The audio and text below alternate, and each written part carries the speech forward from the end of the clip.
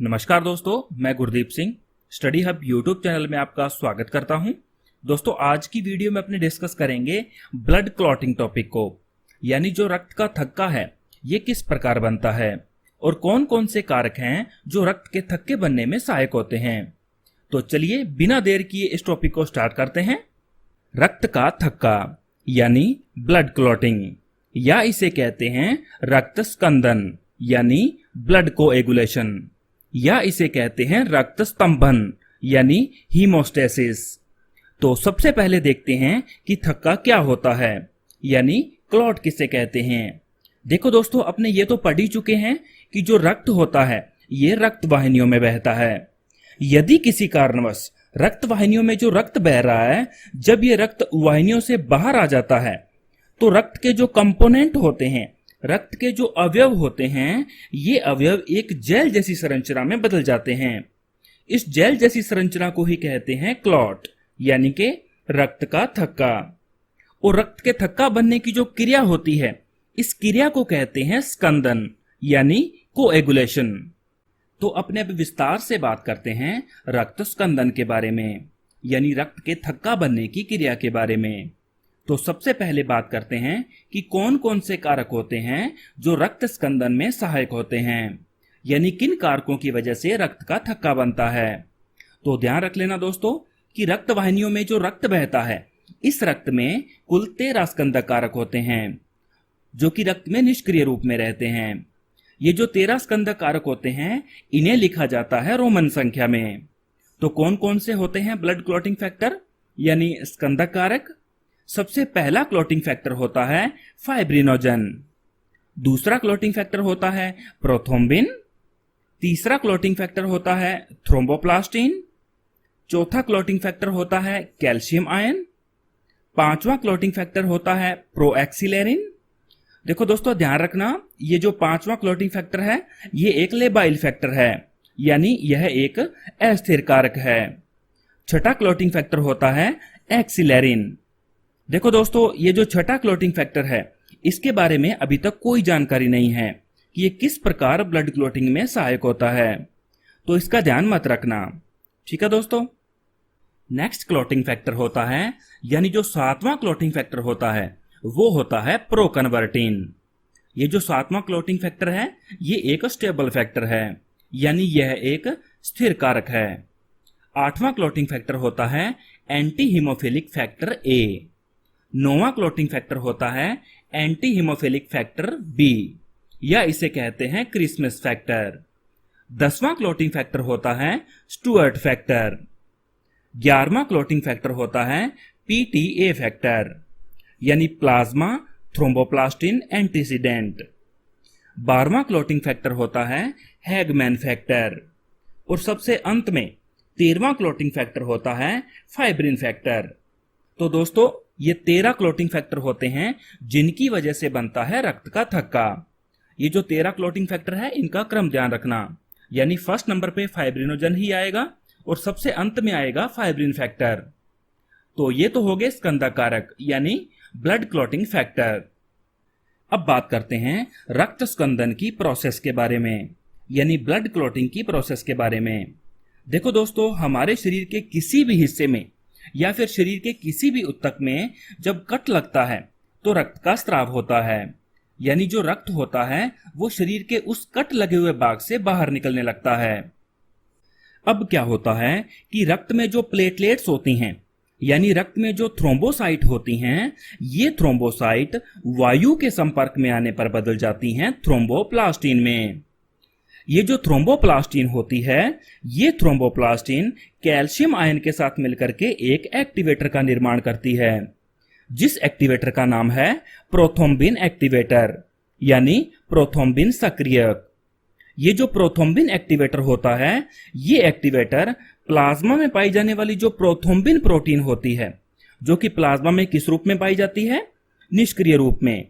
तो prothrombin activator क्या करता है, इस प्रोथ्रोम्बिन प्रोटीन को एक्टिवेट कर देता है, यानी प्रोथ्रोम्बिन प्रोटीन अब सक्रिय हो जाती है। ध्यान रखना दोस्तों, प्रोथ्रोम्बिन प्रोटीन का ये जो सक्रिय रूप होता है, इस सक्रिय रूप को कहते हैं थ्रोम्बिन। और प्रोथ्रोम्बिन प्रोटीन के निष्क्रिय रूप को क्या कहते हैं? प्रोथ्रोम्बिन।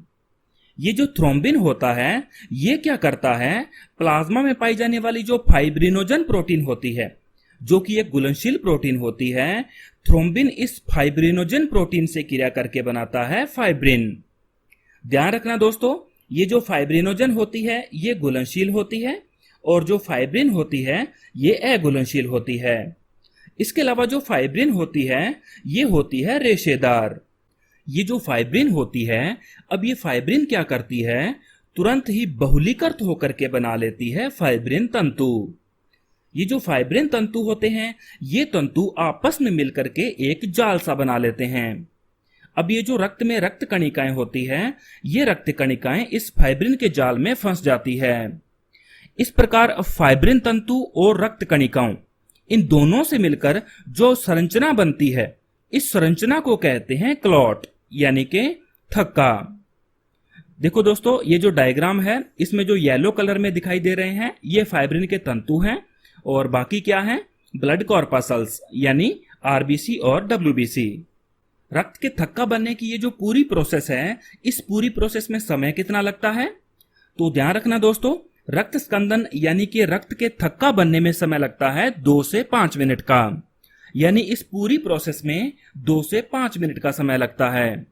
इसके अलावा ध्यान देना दोस्तों, रक्त का जब थक्का बन जाता है तो रक्त का थक्का बनने के बाद रक्त का जो शेष तरल भाग होता है, इस शेष तरल भाग को कहते हैं सीरम।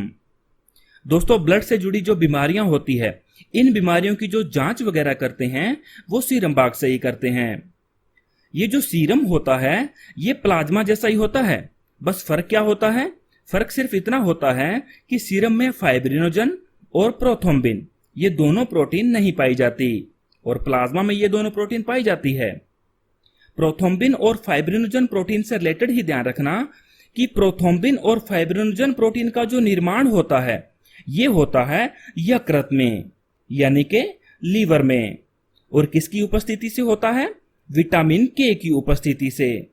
यानी विटामिन के ही निर्माण करता है प्रोथ्रोम्बिन और फाइब्रिनोजन प्रोटीन का।